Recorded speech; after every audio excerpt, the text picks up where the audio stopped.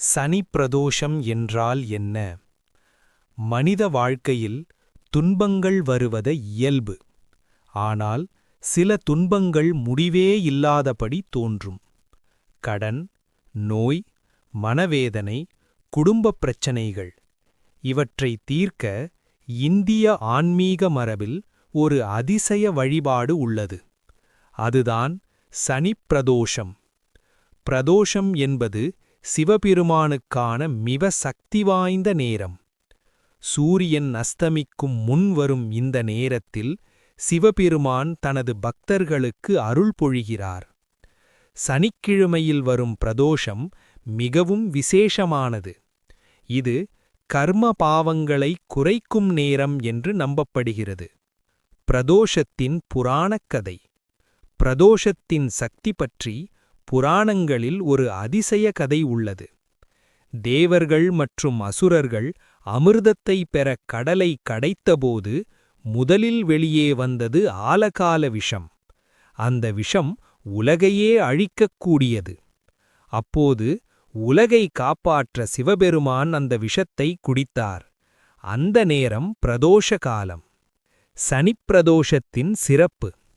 பிரதோஷம் பல நாட்களில் வரும். ஆனால் சனிக்கிழமையில் வரும் பிரதோஷம் மிகவும் சக்தி வாய்ந்தது. ஏன் தெரியுமா?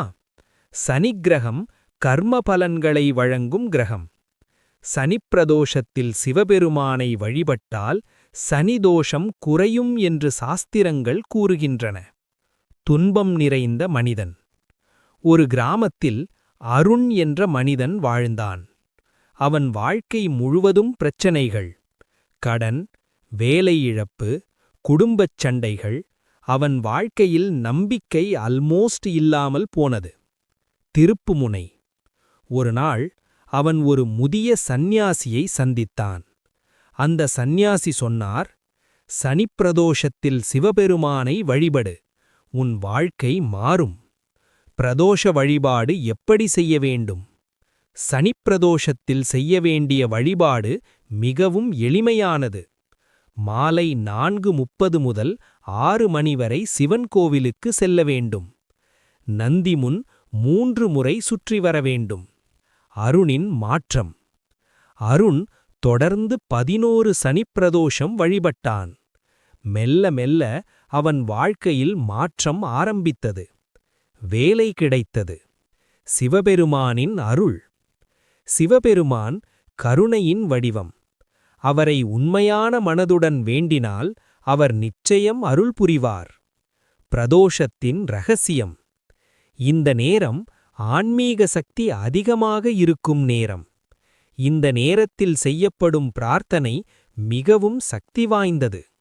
துன்பம் முடியும் தருணம். அருணின் வாழ்க்கை முழுவதும் மாறியது. கடன்கள் தீர்ந்தன. குடும்பம் சந்தோஷமாகியது. அவன் உணர்ந்தான், சனிப்பிரதோஷம் என்பது வெறும் வழிபாடு அல்ல, அது வாழ்க்கையை மாற்றும் ஆன்மீக சக்தி. நீங்களும் சனிப்பிரதோஷத்தில் சிவபெருமானை வழிபட்டு உங்கள் வாழ்க்கையை மாற்றுங்கள்.